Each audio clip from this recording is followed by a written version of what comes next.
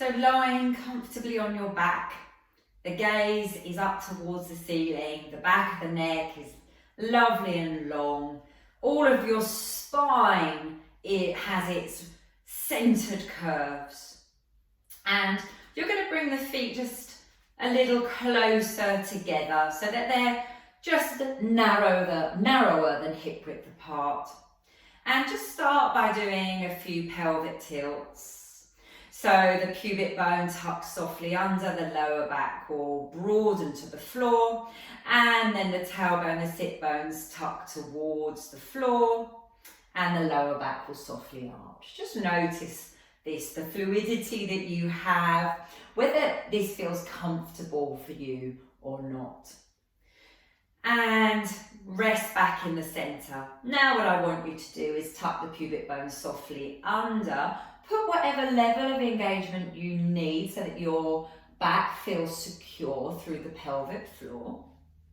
And you're just going to ground down through the feet and softly lift up. The bottom first.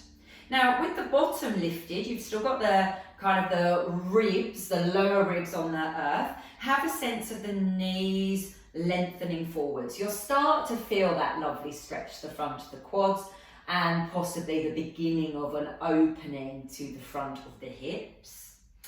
Allow the breath to flow, of course.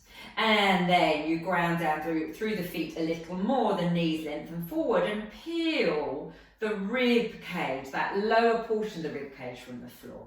Again, the knees lengthen forwards, you've got a little pubic bone tuck, and you've got whatever level of engagement you feel like you need to feel strong in this hammock bridge posture.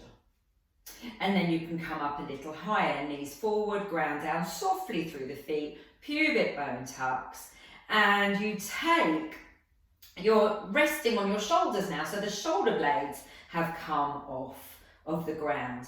The knees are lengthening forwards, the arms are just light on the floor, the back of the neck is long, and you're in this lovely diagonal bridge.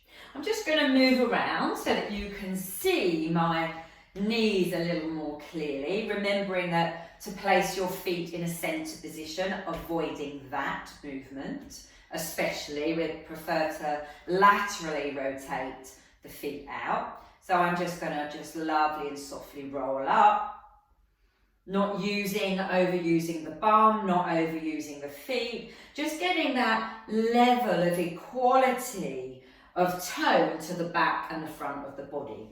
Opening the front of the hips, lengthening through the front of the thighs.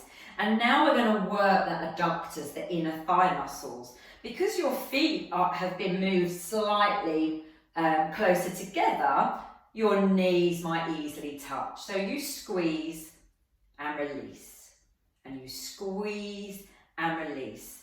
Don't drop the bottom down.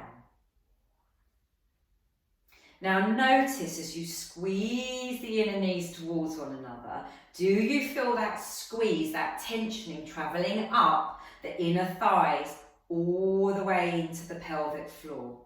Maybe you don't, but just notice.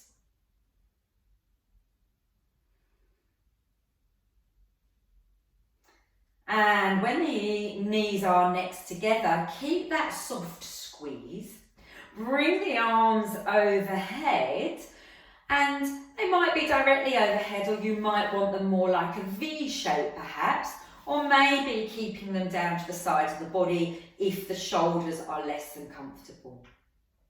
And then you're slowly going to lower the back to the floor, a sense of bringing the bottom down towards the heels, but you keep that gentle soft squeeze of the inner knees.